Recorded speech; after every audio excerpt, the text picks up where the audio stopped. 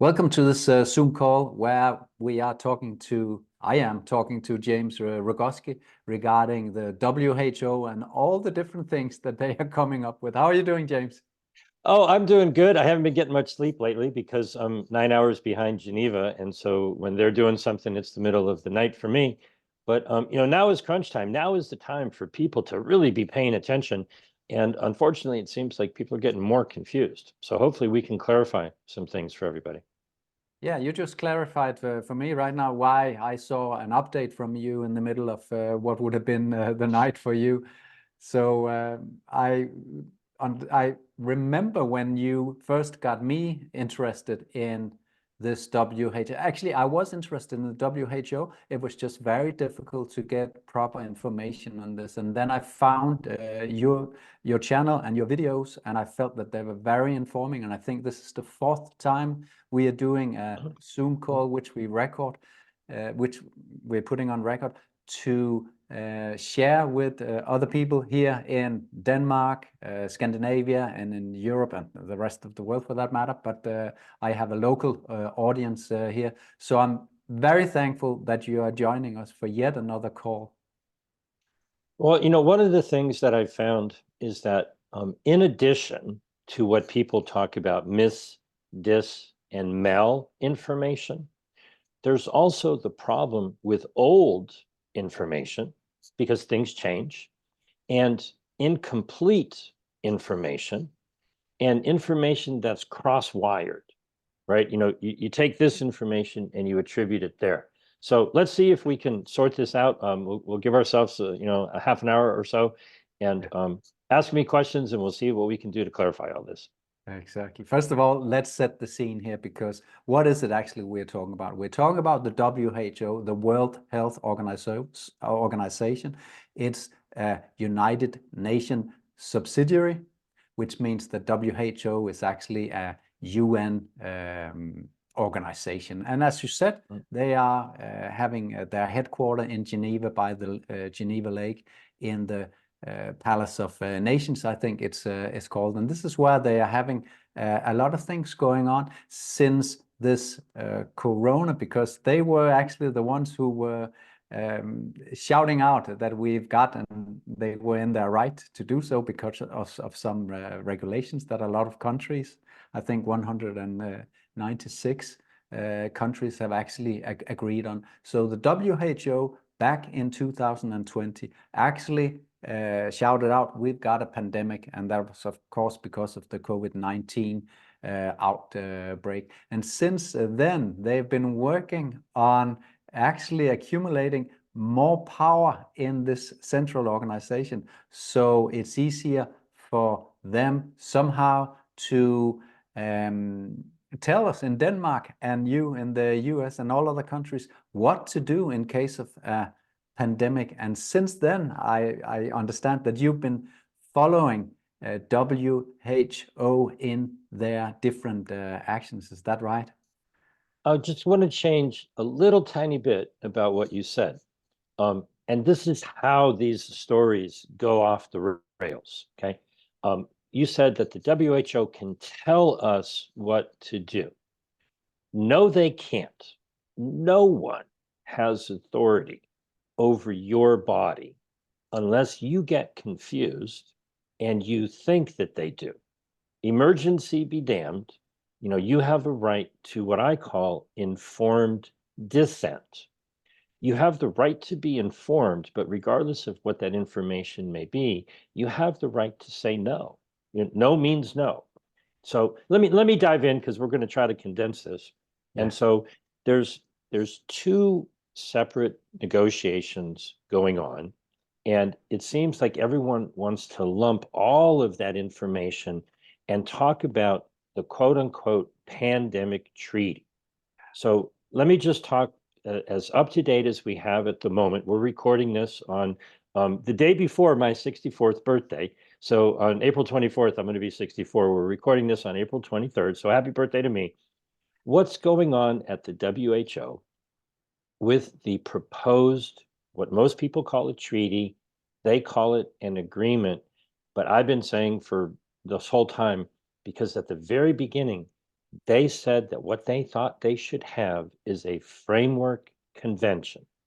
Now, a framework convention is something where they agree to a relatively simple document and they set up a bureaucracy, commonly called the Conference of the Parties, or COP, COP, Conference of the Parties. And unelected, unaccountable bureaucrats go have a party once a year, and they get together, this would be in probably Geneva, and decide whatever they want to decide. And if the nations agree to the framework, whatever these unelected bureaucrats decide, the nations would be obligated to do. Now, in my view of the world, that's analogous to if you were going to sign a contract with someone and they came along and stuck a bunch of blank paper in the contract and said, oh, don't worry about that. We'll have our people fill those details in later. Just go right ahead and sign. And then you would be obligated to do whatever they said to add to the contract. Hmm. The answer is no. I mean, how insane of an idea is that? Well, it gets better. Okay. Think about the Framework Convention for Climate Change. That goes all the way back to 1992. All of the 193 nations in the United Nations, that's a UN document, they've all signed on to it. Our Senate in the United States gave its 2/3 consent. That's then considered to be a treaty. A lot of people in the United States don't understand what the word treaty means in the United States. It has a different meaning than the rest of the world. In the US, if an agreement is given the consent of the Senate and the president ratifies it and submits the document and we become a party to an agreement, then it is called a treaty. Before that happens, all bets are off. The president can sign it, Congress can pass a resolution. There's all kinds of ways that we can get ourselves involved in what George Washington talked about, a foreign entanglement, right? We're involved in thousands of foreign entanglements, but they're not treaties. And so what is going on right now is amazing because the WHO and the negotiating body, the intergovernmental negotiating body, have clearly failed to reach an agreement on all of the details that they're discussing. They have 2 more weeks, next week, April 29th to May 10th. They will still be meeting, but it really looks hopeless for them to iron out all of the details. So the latest proposal is that they want to have this be voted on Tuesday, the 28th. And they want to set it up so that the nations could sign it that same day. But here's where it gets even better. They know that with many of the aspects, it's going to take them a couple of years to work out the details. So in the latest documents, they're saying, well, sign the agreement. And if you become a party to this framework, then you will get to continue negotiating until May 31st, 2026. So it's kind of like when somebody says, oh, the sale is ending, tomorrow. If you don't buy now, right, you're not going to be able to get anything. If you don't join and sign on to this agreement, then you're not going to get to have any say in what happens in negotiating it over the next 2 years, but agree to be bound by it before it's completed. This takes a framework convention to a whole new level. They know that they haven't reached an agreement, but they want nations to sign on and hope and pray that they come away with something beneficial. What a logical, reasonable person of integrity would say is, hey, sorry, we didn't manage to reach an agreement. The deadline is upon us. Can we have some more time? Okay. Now, what they did with the other document, the amendments to the regulations, back in Which October, is the other subject, because that was what you were talking about. There's 2 subjects here, really. and everybody gets them all cross-wired. So there's a lot of misinformation circling around the internet as we speak, because with the amendments, the nations submitted amendments a year and a half ago on September 30th, 2022. And they submitted, in my opinion, some ridiculous things. And there was a 4-month period that ended on February 6th of 2023, more than a year ago, where the WHO had an independent review committee look over the proposed amendments from all of the nations.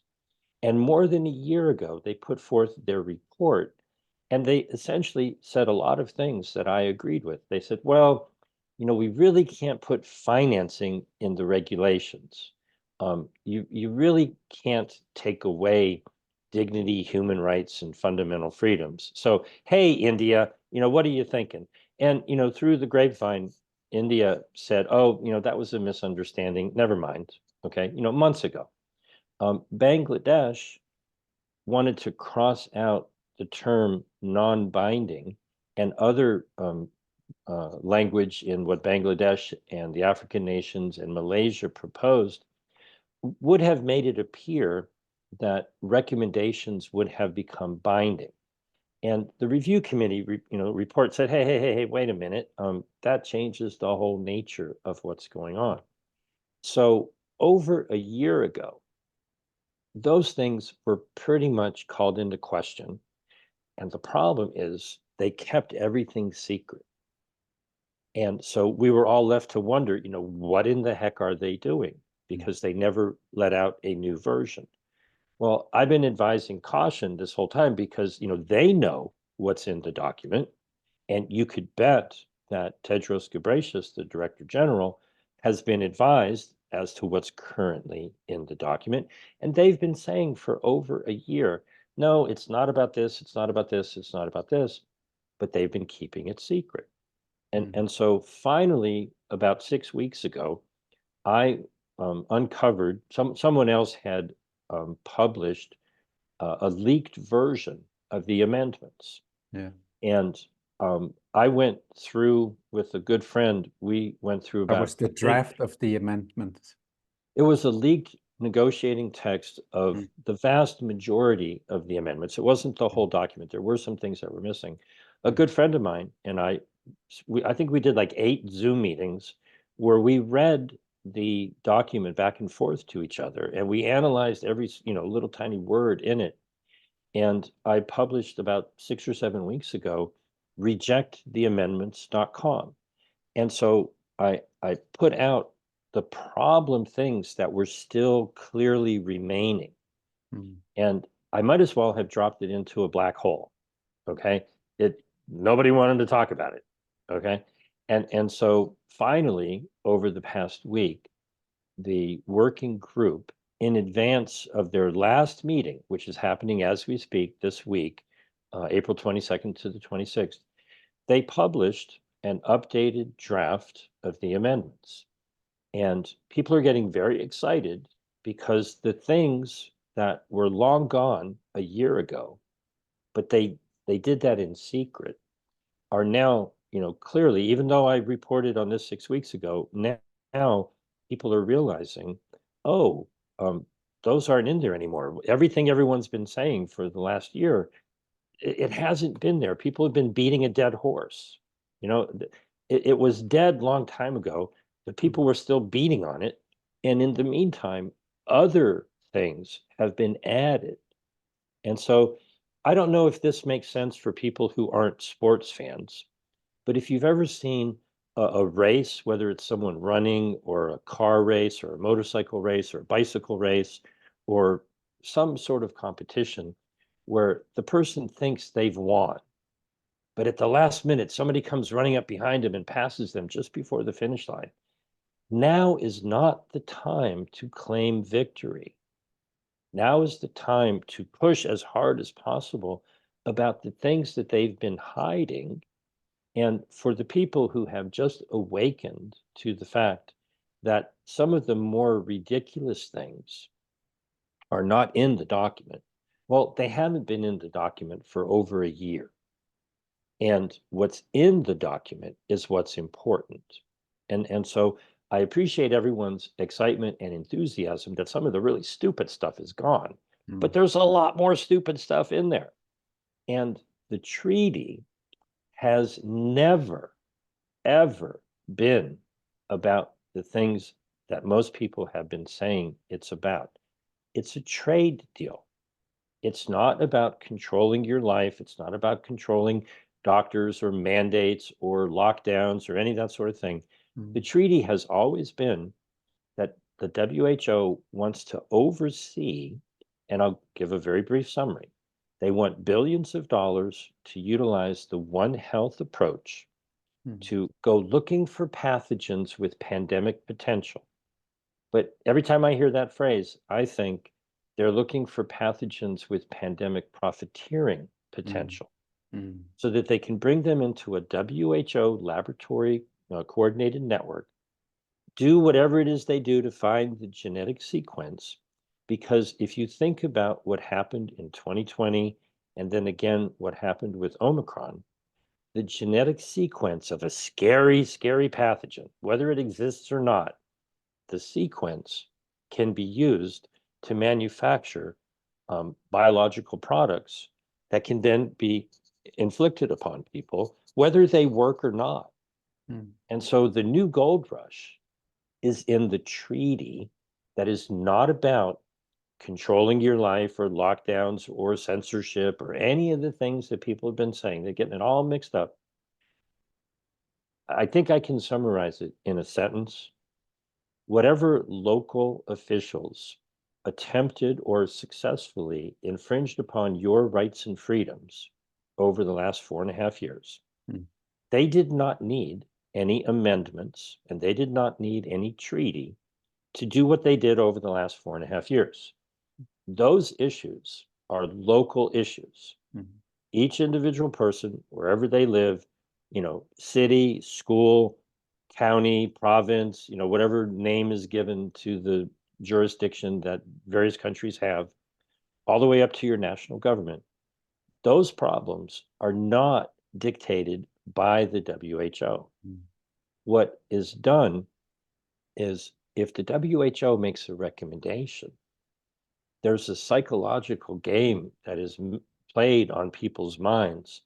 And there can be some regulation. I exposed this in the United States 2 years ago when the Obama administration, just before they left office, literally their last full day in office, January 19th, 2017, just before Trump came in, they put in new regulations. And one of the definitions in that final regulations was that if the Director General of the WHO proclaims, just because he can say so, that there's a public health emergency of international concern, whether that is legitimate or not, whether or not anyone is actually dying or suffering or sick or whatever it might be, that enables our health minister, the Secretary of Health and Human Services, to declare a public health emergency in the United States. And then that can cascade down to a state or a county or a city. It's not a mandate. It's not an order. It's not that the WHO says you have to do this. It's enabling. And this is how everyone passes the buck. Oh, Tedros said there's a problem, so we're saying there's a problem. And then the next one down the line says, oh, this one, this one, this one, this one. It's all psychological. And they have come up with a new definition for additional terms. In addition to a fake, which he can pretty much declare anytime he wants, they want to have an early action alert, which I get it. You want to let the world know, hey, there's something going on over here. Everyone should take action. I get it. That's legitimate. But where is the check or the balance where the World Health Assembly says, well, hold on just a minute. What evidence do you have? What are the criteria? How many people are dead? How many people are sick? What is actually, they don't have any of that built into the regulations. That's what regulations are supposed to be. Regulations are supposed to say, if you meet a certain criteria, and there's a scientific basis for it, then you have justification and maybe you have authority to get everybody scared. So they also want to have this pre-fake, this early action alert, and they want to have what I call a post-fake, which they've created a whole new term, a pandemic emergency. And if you read the definition, even the pharmaceutical representative who spoke at their meeting on Monday said, these are pretty darn vague. We don't know what the heck this means. And then they also have, for the first time, what would be a legal definition of a pandemic. Now, I've read this thing, I don't know how many dozen times, and I've tried to figure out if there's any wording that I'm missing, but I don't think so. It would be justified to say that there's a pandemic, even if no one ever died. The definition of the pandemic is so vague that they can just say, hey, a couple of people are sick over here, a couple of people are sick over there, it's a pandemic. And, if you don't know the definition of words that they use in their legalese, that would sound very scary. Okay. Now, there's much more in these amendments that people who are saying, oh, everything's fine and dandy, the treaty's falling apart and the amendments are, all that stuff is gone. And the concern is actually in an existing article. Most people have probably not read Article 31 of the International Health Regulations from 2005. It very clearly states that if you were to travel to another nation and that nation stopped the conveyance, that would be an airplane, a ship, a bus, a train, whatever it might be, all of the nations have agreed from 2005. Now, this is not the WHO dictating. This is the individual nations agreeing amongst themselves that if our people travel to your country and you want to quarantine them or isolate them or have a medical examination or require some sort of prophylaxis or a vaccine, you can essentially force that upon people. Now, this is in the document. In my view, it is an absolute clear violation of fundamental human rights. And that's already there. It's there. Already there. Yeah. And, I have a friend who recently traveled to Africa, and she relayed a story that on the flight, the personnel, the flight attendants sprayed down the airplane as the people were in the plane, and they had to be in that environment the entire time. All right. That's a medical countermeasure. People have trouble with the terminology, but if you look at Annex 9 in the amendments, it's right there. All of the nations have agreed that they can abuse people who are traveling because, quite frankly, when you're on the high seas or the high, seas in terms of the air, the captain is the controller of that conveyance.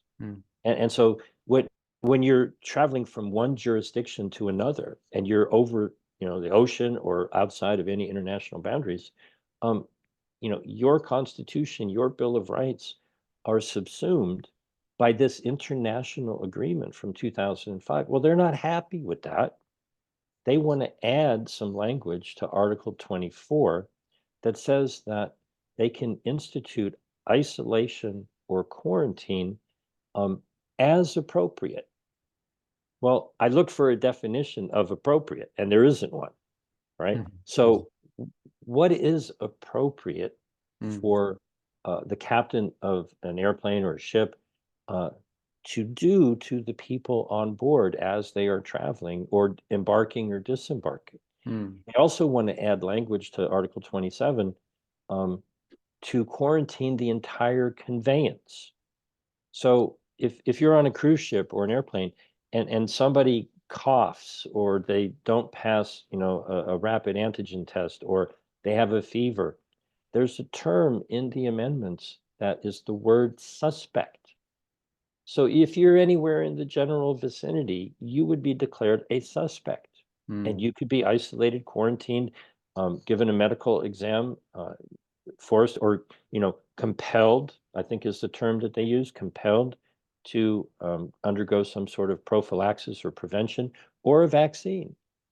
Well, in the annexes of the proposed amendments, they would like to have the WHO be in charge of giving pre-qualification or emergency use authorization to whatever vaccine they say they want. So it doesn't matter whether your Food and Drug Administration, your FDA in your nation has authorized whatever they may have authorized in your country. They want the WHO to authorize for emergency use around the world. And so when you travel to another nation, that nation would have not the command from the WHO, but this international agreement amongst nations where they could compel people to be injected with whatever the WHO had authorized. So I caution people, I'm an optimist. And, there was good news a year ago about what the review committee report said about some of the crazy things that the nations had proposed. But in the excitement of finally seeing that in an official document, please read the damn document, right? Just because some horrible stuff is gone, pay attention to what is still in there. And this is a negotiating trick. This is how a psychological operation is run on people. Oh, look over here. This is horrible. This is horrible. Oh my God. Oh my God. They're doing all these horrible things. And then something else is slipped through when everyone is paying attention. Oh, that horrible stuff is gone. Yes, it's been long gone. It's been gone for ages. What's in there is what you have to pay attention to. So what you're actually describing with India, Bangladesh, and some African nations, suggesting these harsh amendments to an existing international health regulation. The picture you're actually painting for us is that that they, I mean, it seems a bit like planted action. I'm not making. I know you're not. I'm not making that statement. What I'm saying I'm just is trying to sum up that it just seems a bit, So there's these harsh measures, and then they even took that out like a year ago, and then they're publicizing it at this very point in time. And the idea is in any negotiation, okay, you don't ask for the one thing that you want. You ask for the thing that you want very quietly, and you go, oh, I want this, and I want this, and I want this, and I want this. And I think all of the nations legitimately submitted the things that they wanted. There were unintended, unexpected consequences. And what Bangladesh wanted was to make it so that the WHO Director General can tell nations, you have these products and they're needed here. So you have to give them to this country. And that got expanded in, possibilities legitimately a year ago when those came out. The review committee said, no, hold on just a moment.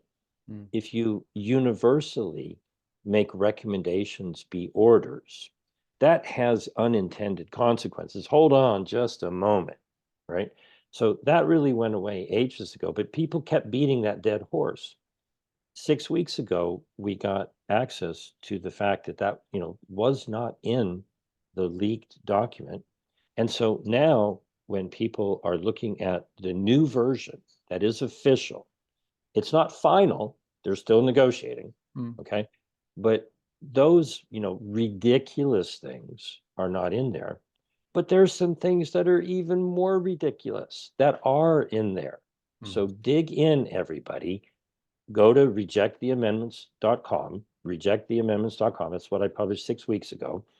And pay attention to a handful of things, okay? Where is the control mechanism that puts a check on the Director General's ability to fearmonger. Mm. Oh, there's an action alert here, and there's a fake there, and there's a pandemic emergency here, and nobody died, but oh my God, it's a pandemic. Mm. That definition is awfully vague for something that could be used to scare the bejeebers out of people. Yeah. Wait a minute, the WHO, buried in one of the annexes, is going to be able to give pre-qualification or emergency use authorization to a vaccine. Excuse me, but the vaccines that they are calling vaccines are not vaccines, they're gene therapies, and they don't work. They don't stop infection, they don't stop transmission, they derange your immune system. That actually came out in a court case in Finland just last week, I think, that someone from the WHO authority actually witnessed in this court case that they knew that the vaccines weren't helping stop spreading this thing even then. So I caution everyone, but at the same time, I encourage everyone, don't take this good news as if, oh, we've already won the battle. You know, we have not crossed the finish line yet, you know, and if you're not clear on what actually is in the documents, please do not claim victory just yet, because these people are very sneaky, they're very tricky. And in 2022, they claimed to have adopted amendments, but they never voted. And the way they've buried that in the latest document is in the 5 articles that apply, Article 55, 59, 61, 62, and 63. There's just one line that says, oh, yeah, these are going to be amended, and that goes into effect on May 31st, 2024. But they don't actually show what the amendments are, right? Because they're fraudulent. They never voted. And still to this day, you would think that that would be a work. That should be what happened in May of 2022 should be such a scandal that it should take down Tedros. He should be, you know, kicked out of office for perpetrating that fraud. And nobody in the media seems to want to talk about it. Okay. And so now is the time to work even harder. It's not the time to celebrate. It's the time to look at some good news, but realize that that good news is distracting people away from what is really happening. And the game is not over. The war has not been won. Yes, a year ago we won a little skirmish, and now people are realizing that that happened. Now is the time to push back on the fundamental things. Number one, why has this all been done in secret? Okay. Number two, you guys missed your deadline. Hey, WHO, the deadline for the amendments was 4 months before the assembly, back on January 27th. You do not have lawful authority. You do not have the integrity to say, sorry, we missed our deadline. And then with the treaty that has a different schedule, it doesn't have that same 4-month deadline. They have not reached an agreement. And they're trying to push the nations into this weird fear of missing out mentality. It's a psychological operation. Sign on to this unfinished agreement. And if you're a member or a party to the agreement, then you get to keep negotiating for 2 years to work out the details. No. If you want to keep trying, fine. Keep the negotiations going, and next year come back, and if you have a finished and complete document and everyone has had a chance to look at it and they agree that that's what they want to do, fine. But to try to shove this through at the last minute and say sign it even though it's not done, or sign it even though you haven't had 4 months to look at it, the answer simply has to be no. Now, when you see an organization doing that and behaving in that fashion, okay, really, they're incorrigible. They are not able to be repaired. They are damaged beyond belief. They do the bidding of their donors. They do not listen to we the people. And I advocate around the world to exit and abolish and demolish the WHO. They are not serving the needs and the health of the people. They are captured by big pharma. And what we're really seeing is an attempt to put in an organized crime syndicate to be the marketing arm for products that harm people's health. The drugs and the jabs that they promote, because it's being promoted by their donors, And when you harm say people's health. donors, Well, it's donors are not what people think because it is. people think they are countries, you know, because it seems like an organization which consists of a party of countries. But back in 2020, I haven't looked at this for 3-4 years. But back then, it was actually Bill Gates controlled organizations Well, that let me push back. amounted to. Let me Yeah. push back a little bit, because people misunderstand and misrepresent this as well. Okay. Uh-huh. The numbers change from year to year and the Yeah. players get shuffled around. Yeah. But less than 20% of the money that the WHO takes in is in the form of what most people would call yearly dues from the countries. Uh-huh. 80% is donated over and above the dues, but the vast majority of the donations come from countries. The United States in 2022 donated almost $750 million over and above their dues. So yes, the Bill and Melinda Gates Foundation and others donate a substantial amount of money, but the majority of the donations are from countries that, did you vote in your home country to have your government give more money to the WHO than they were obligated to do? Right? Our country gave $750 million. We paid about a quarter of the WHO's budget. And so here's where it gets really interesting, certainly from a United States standpoint. A year ago, our ambassador, Pamela Hamamoto, agreed with the Chinese delegate, and going all the way back to April 2023, they said, we don't want to make public which change or edit to the treaty documents came from which country. And so a couple of weeks ago, that information leaked out, and I published an article about it.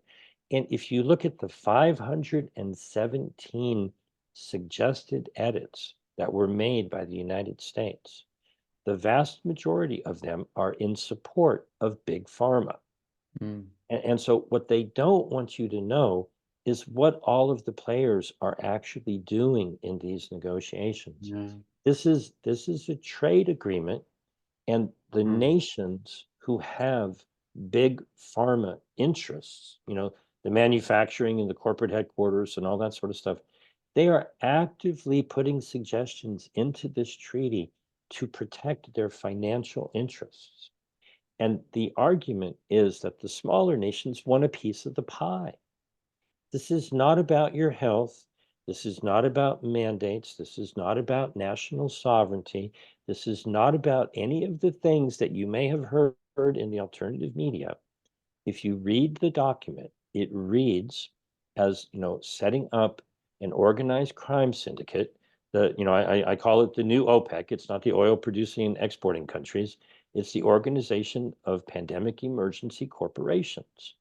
They want to find pathogens to scare people with.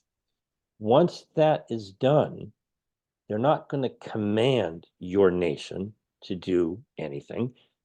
They'll make suggestions, but your nation and whatever, tyrannical dictatorial officials may be there, they know very well how to influence their people with media and, dictates and mandates and statements and documents.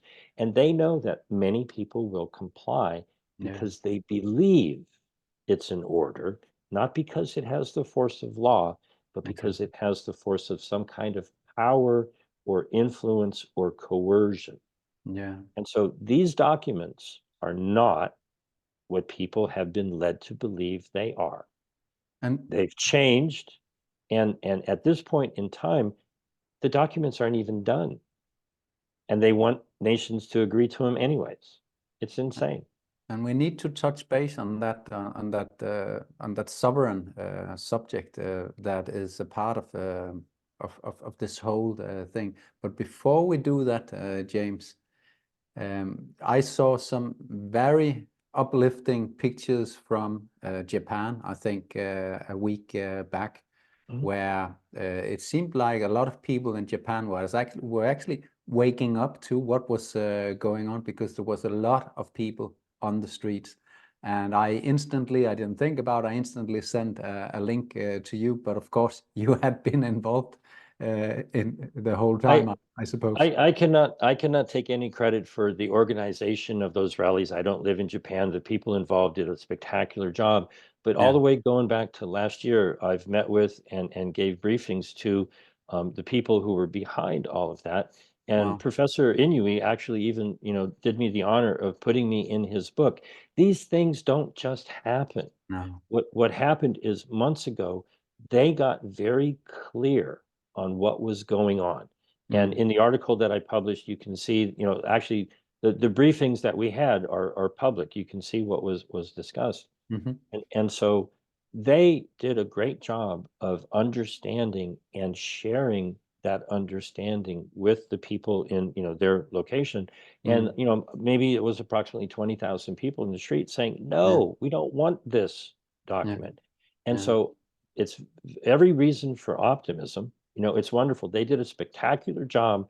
And this can happen everywhere around the world if people simply get clear on what is going on. I'll try to summarize it and we can close it up. The local issues of mandates and lockdowns, and whether you are told you have to wear a mask or get a jab, or you have to do this to keep your job or to go to school or whatever, those issues are local. You have to understand how you were abused over the last 4.5 years. And you have to get in under the hood and fix the engine of what's going wrong in your local government. That's not about the WHO. Passing some law that says the WHO doesn't have jurisdiction in your location. Well, obviously not. You have to deal with your local issues very specifically. And With you're the absolutely hitting, in my opinion, the nail on the head with this, because that's also what I have been focusing on myself, to actually, how does it look here in Denmark? What are the health minister's signatures to different agreements? What does our constitution tell us in these cases? Have we actually given sovereignty away to WHO, just like we gave it to the European Union years back? Have we done that? And that is a no. So we gotta understand locally what is going on. I don't think a lot of people actually dig into this. It's much easier to watch YouTube video after YouTube video, article after article from the US or from Australia or somewhere else, instead of actually going down to your local officials and ask them about these things. And one of the people who is actually going and questioning local politicians and authorities here in Denmark, I've got him on the call tomorrow.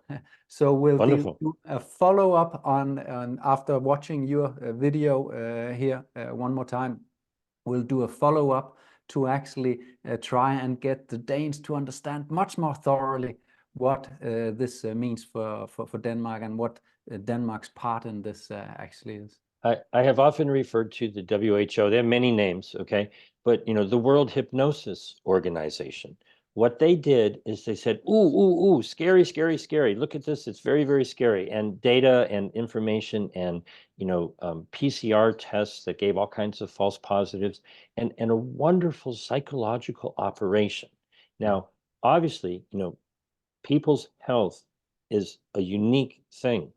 And for anyone to have fallen for the idea that you feel fine, but they give you some sort of test where they stick a thing up your nose halfway into your brain, and then they told people you have an asymptomatic case.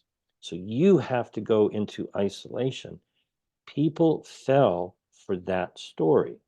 And so the core thing that people have to push back against is a difficult question. What is the criteria by which a government official can look at another person and claim that they have the authority to put that person in isolation or quarantine?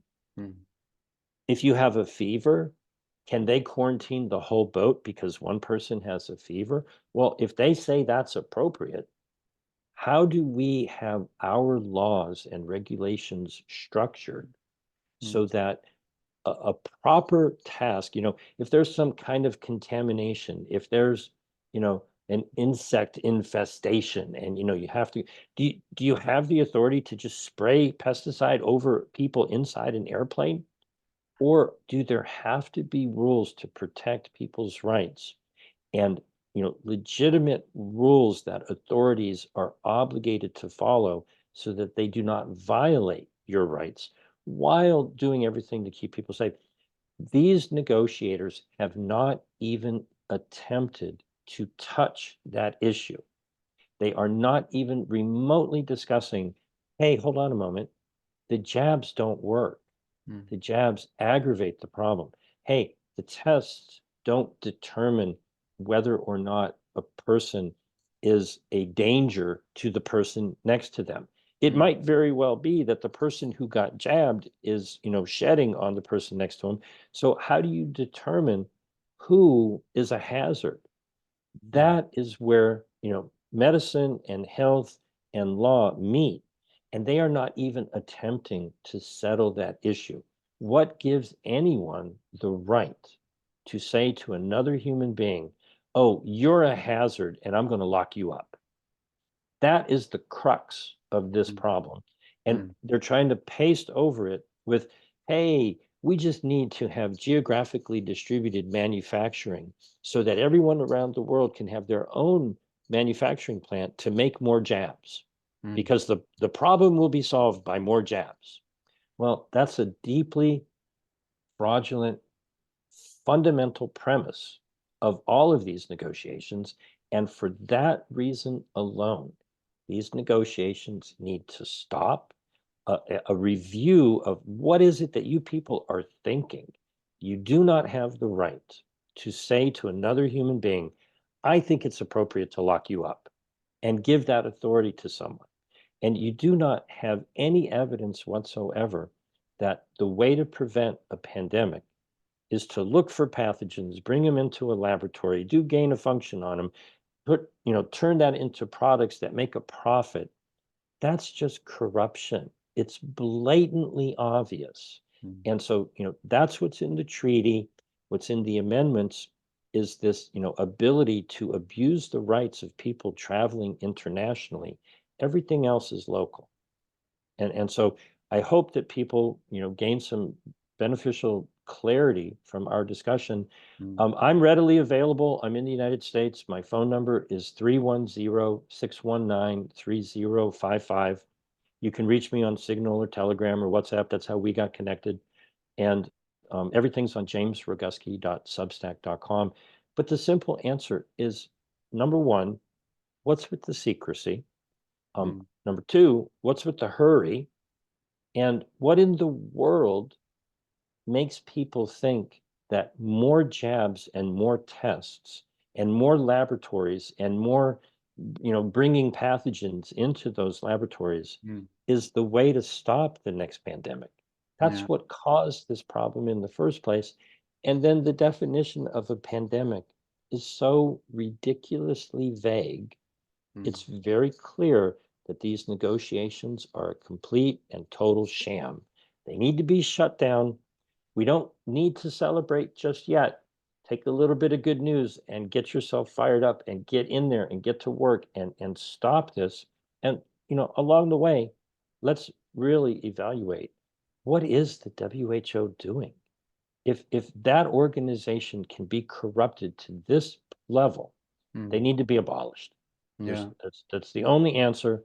If they believe that they can push this upon everyone in the world through secrecy and, setting up a fake time schedule and rushing people to agree to something that isn't even finished. That should tell you everything you need to know about the WHO. It certainly should. Let me try to sum up, and maybe you can just comment and correct me. But what you're actually saying is, as you just said, don't celebrate just yet, because there's a lot going on, and they are still trying all they can, these sort of centralized powers, to actually take away our ability to locally make correct measures when faced with extraordinary situations like viruses, outbreak, and stuff like that. And so in a sense, get your eyes on what happens locally, and be aware of these things. And just like in Japan, actually, use this to as a marketing tool, to go and say there's something wrong with the way WHO are making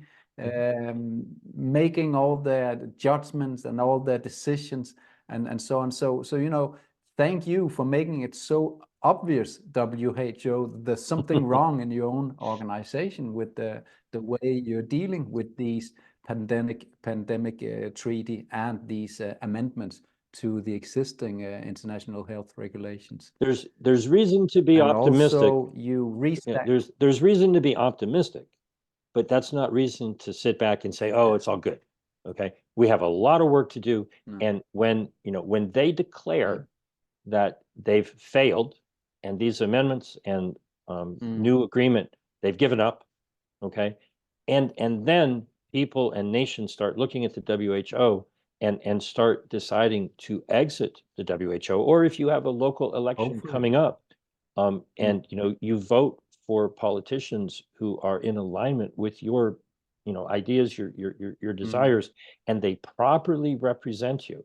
One of the things that has come out of this over the last year and a half is people who have reached out to their representatives in Parliament or Congress should, in most cases, be unbelievably disappointed in the manner in which their representatives failed miserably to communicate with their constituents. The vast majority of all of them should be booted out of office. Absolutely. Which leads to a democratic problematic issue. But until we get everybody actually to be aware and on the streets or demonstrate, we necessarily need demonstration. We just need awareness of what is actually going on these political decision-making levels. Until then, I think we are all in awe about the research that you're doing, James, and you are so graciously, generously sharing with others. You're always ready for a Zoom call for video to spread the news as you see it. And once again, you've done it, and thank you from Denmark for sharing all this information, James. One last thing, because people always ask, what can someone do? Yeah. Well, the simple thing is, if you're here and you're listening to this now, you've probably watched this video. Take the link to this video and share it like you've never shared anything before, so that other people can get up to speed on what, at this moment, the latest information is. Get clarity and identify your allies. If you share this video with somebody and, they look at it and they go, "Oh my goodness, I had no idea. I was confused. I thought I had the right information." Don't listen to anything I say. I don't like it when people do hearsay. "Oh, I heard somebody say." I always back it up with, you can go and you can read the documents. The treaty is only 20 pages long. It's a business deal. And if you look at it and you realize that what they're doing is saying, "Oh, just sign it and we'll figure it out later." You don't need to be a rocket scientist. You don't need to be a lawyer or a doctor to understand that that's crazy. And so vet your sources. If you hear something of interest, ask the people, do you have the documents? Do you have evidence? What is really going on? Because what happens is people read something, and then when they say it and the other person interprets it, it gets a little bit mixed up. So always do what you can to go to the source and see for yourself, whether or not what we're talking about is accurate. And, they'll change their story tomorrow, and it'll be different the next day, and it'll be different the next day. So there's misinformation, disinformation, malinformation, but there's also old information. And then there's this cross-wired information where people are taking this and attributing it to that, and everybody gets confused. So hopefully we've brought some clarity to this. And if anybody has any questions, give me a phone call, Signal, Telegram, WhatsApp. I'm in California, 310-619-3055. Look forward to talking to anybody from anywhere to try to bring some clarity to what we're talking about today. And you do pick up the phone. I can vouch for that. Thank you Good. so much, James. Thank you.